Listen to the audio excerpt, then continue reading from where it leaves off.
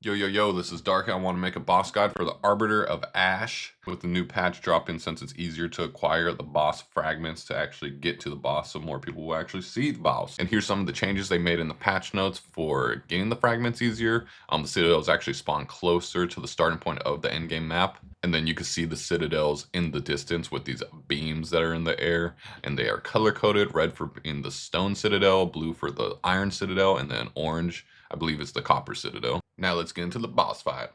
So starting off with the fight, he's going to do some dialogue, and he's going to do this beam attack every single time in the same exact spot, and you won't be able to do that much damage to him, so this is a good time to set up and get behind him and get into the actual mechanics. In phase one, he's going to wield a wand, and he's going to be doing a bunch of caster abilities. He's got this double fire orb ability that's going to shoot out two big old fire orbs that will periodically shoot out a shit ton of little fireballs around the arena. I just work my way away from those and dodge the fire bolts as best you can. They don't do too much damage, but you don't want to get hit by too many of them, because he's still going to be doing all his other attacks at the same time, like his normal fireball attack he'll periodically do, and then he'll also do that beam attack he did at the start of the fight at random times. And then the two deadly mechanics in phase one, his first one's going to be a flame dash, where he's going to dash around the arena, throwing up molten balls up in the sky. And these balls are going to drop down one at a time, indicated by fire circles on the ground. You have to be in those circles when they explode.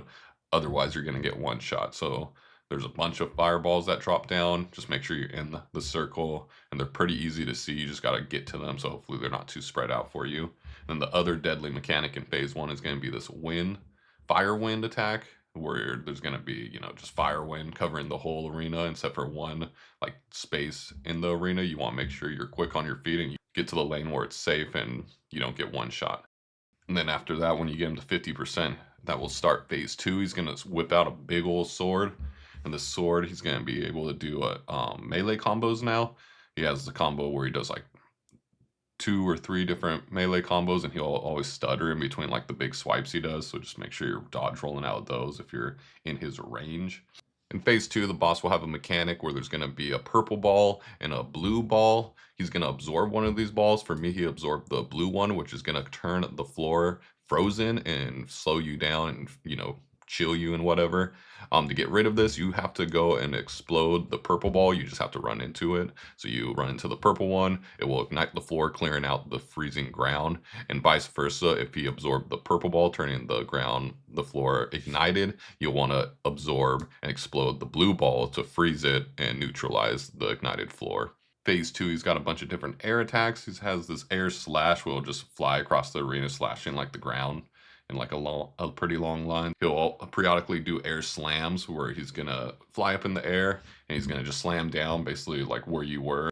And then he's got this air strike where he just like flies straight up into the air and like cocks his sword back and just like slams it down in a straight line. And then his deadliest attack in phase 2 is going to be this beam. Sometimes he'll do it just by casting it, where he's going to twirl like the sword around in front of him. It's going to shoot out a humongous beam shown on the screen.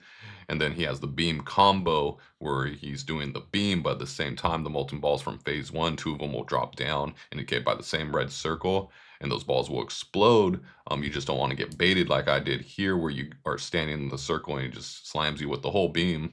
You want to kind of like be on the outside of the red circle, wait for the beam to go off, and then roll into the circle so you don't die from the explosion from the molten ball. And then he's going to be doing slams in that little circle area before the next ball comes in. Make sure you're dodging out for the slams, but jumping back into the circle before the molten explosion happens so you don't get one-shotted. And that's it for the boss. It's a pretty quick fight. He just has a lot of one-shot mechanics you gotta get used to and master. And once you master those bad boys, you'll be able to ice this guy, take him out, and you can see the spoiler thing at the end of the fight. No, peace.